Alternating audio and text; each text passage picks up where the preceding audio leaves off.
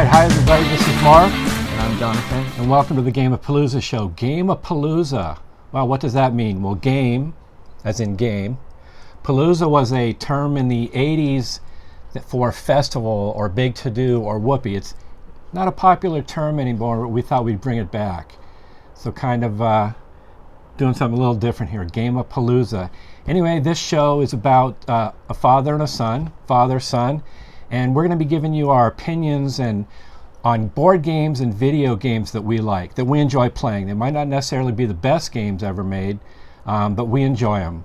Even though sometimes fathers and sons can have little questionable moments about rules and measurements, we have a lot of fun playing games.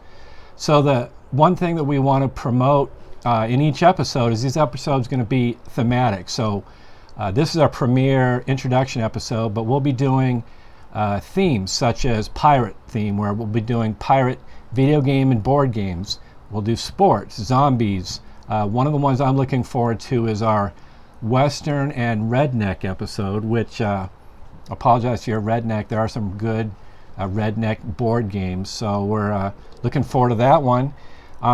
These are some examples of the episodes we've got coming up.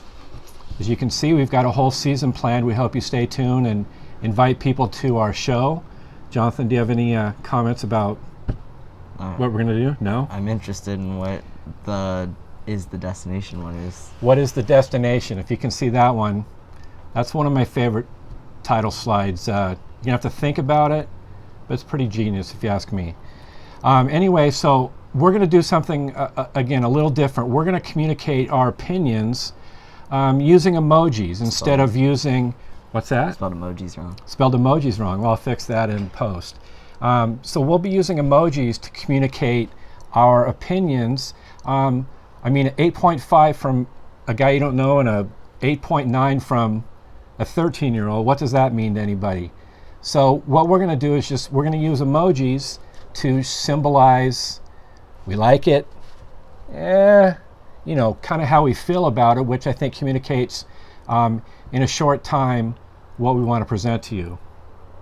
You think that's better than using numbers or stars or whatever? Maybe. So what's that? Maybe. Well, I guess we'll find out. So we'll be going over categories in board games and video games such as design, gameplay, fun factor, the difficulty, and if there's the story to it. Sometimes there's a story to board games, like Dead of Winter has a good story to it, instead of just moving zombies around. Then we'll give an overall a rating. On another tangent is my wife, which would be his mother. When we go out to see a movie, she won't give anything a 10. Is that the greatest movie you've ever seen? Yes, it is. So you give it a 10? No. She won't give a movie a 10. Why is that? Why won't she give a movie a 10? Have you ever seen her do that? Do you give movies 10s? No. Yeah, you do. No, I give them like 9s and 8s. Okay, so dork factor for him and my wife. So her theory is, and it sounds like this is a surprise, this is breaking news here, they both use the same rating system, which is ridiculous. So if it's the greatest movie you've ever seen, it's your favorite movie, the best movie of all time, how can it not be a 10? It has to be a 9? They say it has to be a 9 because there always can be something better. Really? Well, how about just giving this a 10, and then if something better comes along, bump this down to 9, and then that can be a 10. Or something smart like I do, which is I have 10 movies that I give a 10, max. And then as a new movie comes out that I think is better than the ones in my top 10, I knock it down. So, a few tangents, but that's how I feel about that. This site, we hope, appeals to people that are new to board games or video games, or maybe been playing a while but overlook some games that are just really fun, but they don't get a lot of press or they don't get high enough ratings to be looked at. So the board games these days fall into two categories, and those categories are Ameritrash, which we both love. I don't even know what that is. Yeah. Well, you should have been paying attention during the meetings about the show. That would have been helpful. So, Ameritrash versus a Euro game. Ameritrash games are more flashy, a lot of theme, just very rich, a lot of player-to-player conflict. But mostly the theme is really important. The game might be not that great, sometimes maybe even broken, but the theme is so fun that it's worth playing. I happen to be mostly an Ameritrash gamer. He didn't even know the difference, but I'm telling you, he's an Ameritrash gamer. Munchkin Quest. Munchkin Quest, yeah. There's a lot of screw your neighbor, dice usually involved, luck. The other type of game being a Euro game, and not a big fan of Euro games. They're great. Some of the top games ever made are Euro games, but they tend to be, and these are generalizations, but kind of mathy, kind of a lot of bookkeeping, a lot of mechanics that you have to remember, and also, and I hate to say this, but a lot of the themes rely on kind of farming. I know that sounds ridiculous, but it's kind of a popular theme. But I know I'm going to get some hate out there, which, by the way, if you have any bad comments, leave them at www.idon'tcare.com. But the theme is, there's a theme to the game, but it's not a big part of, you don't feel like you're Indiana Jones running down a tunnel with a rock falling after you, or a boulder. Same thing. As we like in some of our favorite board games, but the theme is there. It's just not as prevalent or as strongly felt.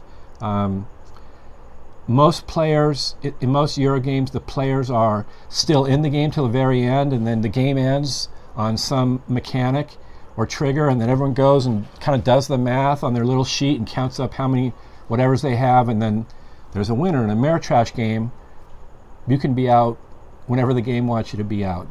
They try not to make it quick elimination, but depending on the dice roll, the cards are dealt, things like that, you could go out pretty early in a Ameritrash game. So Jonathan, based on my description, you're a Ameritrash gamer. Yeah. Okay. Yeah. I want to remind you something to edit. Yeah. So you were talking about rocks and boulders. Yeah. You need to put the line where SpongeBob's like, "It's not just a boulder, it's Okay. a rock." Okay. It's great. It's the episode where he's delivering the Krusty Krab pizza. Okay. You gotta do that. Some of the other things we're going to be doing during the first season of our Game-A-Palooza show is we're going to be reviewing other reviewers. Like I said, this is just father and son, love playing games, really not interested in going through all the rules and workings and mechanics. I just don't think that's something that we're made to do. We're made to be entertainers. But we want to introduce you to some really, really good websites of review sites that some of them are just fun to watch even if you're not a board game player. One of my favorites is called Shut Up and Sit Down, which is kind of the premier go-to board game review site. I've even likened them to the board game version of Monty Python. Now, he's just newly introduced to Monty Python with Monty Python and the Holy Grail. I'm not sure if he totally gets it yet, but Shut Up and Sit Down, really funny. Their episodes are really thematic, kind of B-movie, intentional B-movie setups and scenes and scenarios and acting. The guys are really naturally funny, and they put that into what they do is a really, really intelligent but easy to understand review, explanation of the game and why they love it, why they don't like it, and they'll give both sides. I think they convey the essence of the game really well, is what I'm really looking for. One of the funny things is they use, it's called the reference pair, and they usually use it as some form of measurement, and it's just kind of funny. So that'll be one of the things we'll be doing over the season, is we'll be reviewing other reviewers, other review sites. So right now what we want to do is we want to give you a little background of what our favorite games are. And so this is a piece in our show we called A Few of Our Favorite Things. Top 10 favorite board games. My number 10 is Ticket to Ride. Ticket to Ride is probably the easiest to introduce people to modern board gaming. most games are going to sound ridiculous explaining them. Try and explain people with no point of reference, Monopoly or Risk or, well, Candyland's ridiculous no matter if you know it or not. But the premise of games sounds strange. You kind of have to go with the flow. But Ticket to Ride, you're building train routes through using basically poker set kind of cards. Super simple, fun, not very confrontational. And that's my number 10. My number 10 is also Ticket to Ride. Like he said, pretty much you just have a route and you need to build your train by getting the right number of cards that are a certain color and building your trains across the country to get to the route. Yeah, we really like that. It's one of the few games that my wife, she would never put it in the top 10 because she'd probably never give it a 10, but my wife really likes it, my daughter. My number 9 is Dungeon Fighter. Dungeon Fighter is a dexterity game, which we'll be doing more in further depth reviews of dexterity games coming up. And it's just a game, ridiculous kind of game, set in a dungeon kind of setting where you're just rolling dice onto a table, but you have to do it in different ways, like off your nose or bounce it off your forehead or whatever. And it's just a great game. I love it, and I look forward to introducing that to you if you haven't already played that. My number 9 is Rattle Battle Grab the Loot. In this game, you're just a pirate controlling your ship, and you're rolling dice and getting treasure and going to port and spending all your treasure. I like the game too. So you're rolling dice into a box, and the dice represent your ships, and the numbers on the dice, the battle takes place. Really good game. My number 8 is this jumped into my top 10 while putting together this list. I don't know how to describe this game. It's another dexterity game. When you break it out, your friends and family are going to think you've reverted back into 6 years old with your Fisher-Price Play School toys. It's set in a Western setting, and you're flicking these wooden discs at each other. One's the outlaws and one's the sheriffs, and the game has these little wooden town pieces that you build in these scenarios, and you're just flicking discs which represent bullets to shoot the bad guys. And there's just something really fun about the tactile element, and just when you feel like you've flicked that bullet and shot that outlaw behind the bank, I am speechless on how much that makes me happy. It's ridiculous. So Flick 'em Up's my number 8. My number 8 is King of Tokyo. This game, you're a big monster and you're rolling dice and you're either going in Tokyo or you're staying out of Tokyo. If you're in Tokyo, you can attack everyone else, and if you're out of Tokyo, you can only attack the person in Tokyo. And basically, the last one standing wins, or the one that gets to 20 points first. So it's kind of a King of the Hill Yahtzee style. Yeah. Yeah. That's, again, one of my favorites. It's hard to do a top 10. Number 7 for me is Fortune and Glory. The epitome of a Ameritrash game. You can't even play it on a table this big. It's humongous. It's basically Indiana Jones, the board game. It's just ridiculously fun if you're willing to play it and realize it's not a lot of decision making and strategy involved. That's my number 7, Fortune and Glory. My number 7 is Trailer Park Wars. In this game, you're the owner of a trailer park. Really is a little young to be playing it, but go ahead. Whatever. You're the owner of a trailer park, and you're managing your trailers, putting characters in trailers, and pretty much just messing up the other players. You can send tornadoes on their trailers, or like lightning bolts, and then you can place amenities which give you extra points at the end of the round. Yeah, you're trying to build your trailer park to be great, and just basically just screw your neighbor game. You're trying to screw your neighbor, make their trailer park better. My number 6 is Smash Up. Smash Up's a great game. It's just like it sounds. You have these different factions.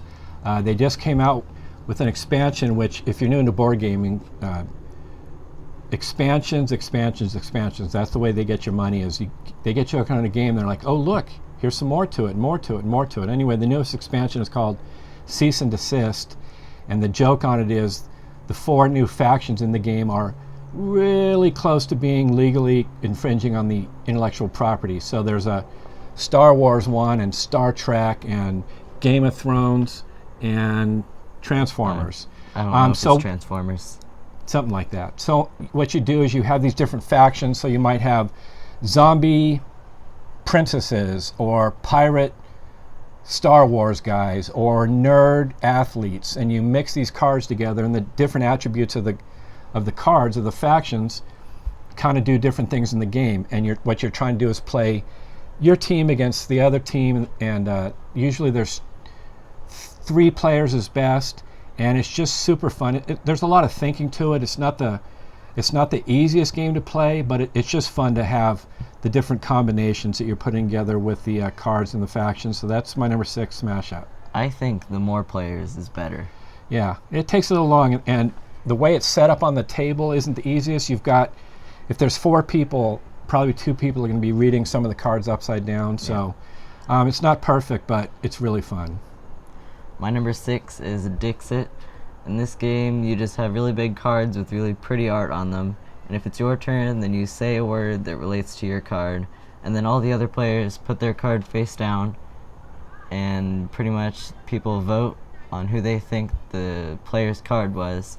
And whoever votes right gets points. And if you get your card voted, then you get points. But you don't want too many people to vote your card. Because if you get a couple that vote your card and a couple not, then that's the maximum number of points you can get. Yeah, and we have every expansion for that one too. Whatever. It's not really worth it. Yeah.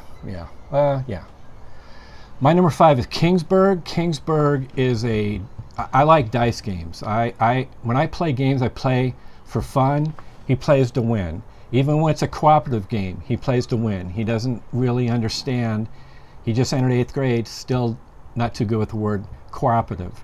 Kingsburg is a dice rolling game. That's what I was meant to say. I love dice rolling games. And you're basically rolling dice, then trying to, okay, this combination gets me this combination gets me that. And you're buying people in this kingdom to help you build forts or whatever. And so everyone's just rolling their dice.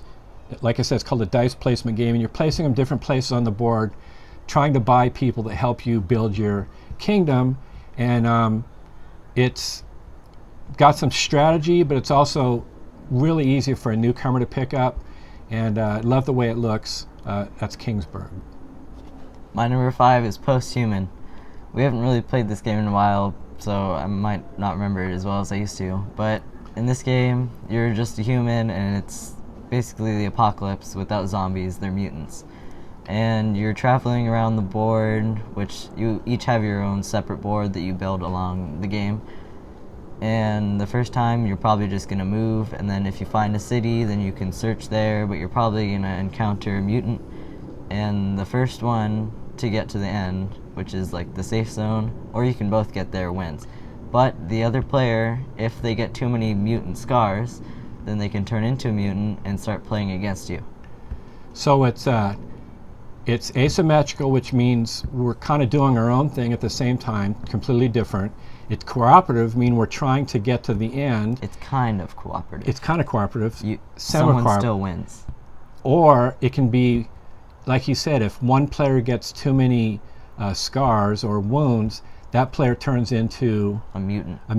And then they would win by stopping the other players from winning. So it's a really fun game. Yeah, we haven't played that in a while, but I see watching your top 10. It's really close in mine. My number 4 is Trailer Park Wars. We said that earlier. Yeah. I don't know what to tell you. Trailer parks. Not the most popular game in the world, but when I play it with everyone I play it with, the setups, the innuendos, the writing, the scenarios, it's just really funny, and it's really fun. And yeah, if you live in a trailer park, I apologize. They're wonderful places, but yeah. My number 4 is Munchkin Quest. This would have been one of my favorite games like a year ago. This game, it's Munchkin, which is the original card game, except you can play 2 players and there's a board. So you have a guy and you're going around the board and you can search and fight monsters. And once you reach level 10, you fight the boss monster, and if you beat him, you win. But you're trying to play against other players, and you can mess them up by like throwing spells on them, or make their monsters that they're fighting stronger. It's a real screw your neighbor game. This is kind of, and a lot of serious board gamers, to Euro gamers, this board game is hell because it's so random, and it's just totally screw your neighbor. So if you can't have fun doing that or having that done to you, it's not the game for you. But what's nice about Munchkin Quest is it puts it into a board game which allows 2 people to play. Otherwise, it would just be a back and forth attack. So it's really fun for us because Munchkin isn't real popular with non-gamers or wives or daughters, so it's a great game. My number 3 is Star Wars X-Wing miniatures game. A few years ago, Jonathan and I got into this, and man, there's just something about it. We bought the starter kit. Probably the Star Wars part. Yeah, which is just 2 TIE fighters and an X-Wing. And I won with the X-Wing. yeah, it's officially licensed, so they're made really well. The models are really cool, and you've got characters that you put in the ships, and they all have different abilities to help in these battles. And it's a very it can be played very simply, but there's measuring involved and rules revealing. You reveal your moves. You make your moves. Lots of rolling dice. Lots of rolling dice. There's world championships for this game. We've played in a few leagues and a few competitions and done pretty well. I think I'm won a couple 17 losses and 0 wins against Jonathan. I've never beat him. Probably more. But you got to be careful with this game because you're going to want to buy every ship in the galaxy to put on your side, because it just seems like, man, if I'm going to beat that guy, I'm going to need another Millennium Falcon on my list. So it can get really addicting. It is really addicting. All you really need is the Millennium Falcon, and then like the ones like the TIE Interceptors that can go invisible. Yeah. Except I still beat you with those. Yeah. So anyway, really fun game. 2 players. It's beautiful. Star Wars X-Wing. My number 3 is Smash Up. We already kind of reviewed this earlier. You just choose 2 factions, you shuffle the cards together, you get your deck of cards, and then your hand, and you play cards from certain factions. And Okay. play your card, and there's just tons of crazy factions fighting out to control bases and get the most points at the end of the game. Number 2 is Dead of Winter. The gameplay is not that difficult. There's a few amount of rules, but the tension that the gameplay builds in this story, it's just phenomenal. And this is a game that my wife will play, non-gamer, my daughter will play, just because of the world that it kind of puts you in. I mean, every time you roll the dice, you can roll 1 dice when you move from one area to another, because it's a frozen zombie apocalypse. You roll 1 dice, and if this little tooth shows up on it, Then you die. Then you die. So you roll, hey, I'm trying to move from here to here. You roll a dice, it has, I don't know how many sides it has, but Like 12, 8, eight. yeah, whatever. I don't know. You roll it, and there's only 1, but you are scared to death, and that thing rolls, and it seems like a lot of times the dice will kind of like come to it feels like it takes 3 seconds for the dice to settle.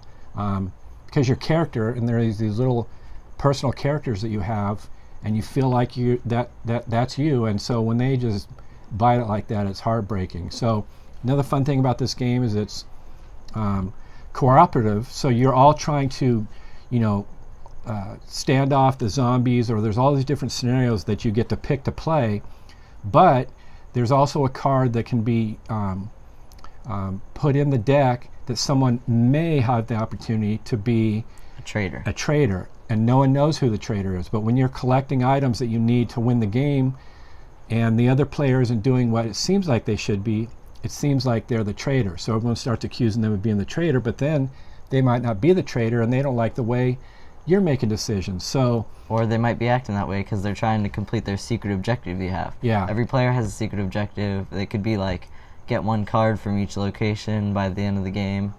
But that could make you look like the traitor, because if you're like yelling at the other player, go to the grocery store, we need food or else we're going to lose. But you know it's towards the end of the game and you need to complete your secret objective, they might think you're the traitor and maybe kick you out. yeah, it's a really fun game. It's hard for it. Number 2, I wish in a different world I could have 2 number 1s, but I don't. But it's my number 2. Yeah, we played a game where I moved and rolled a bite, which you die immediately, and then I moved again and I got a bite, and then I moved again and I got a bite, and I had 1 character left, and somehow we still won, and neither of us are the traitor. Yeah. My number 2 is also Dead of Winter. It's just really fun. We just got the again, the word expansion you're going to hear a lot if you're There's new only to one expansion. Yeah, but they're not cheap. It's basically, sometimes companies will do this. It's an expansion or what's called a standalone game, so you can integrate it with the original and add more characters, scenarios, situations, or it can be played on its own. A lot of time expansions are, that's it. It's more characters, but you have to have the base game to play.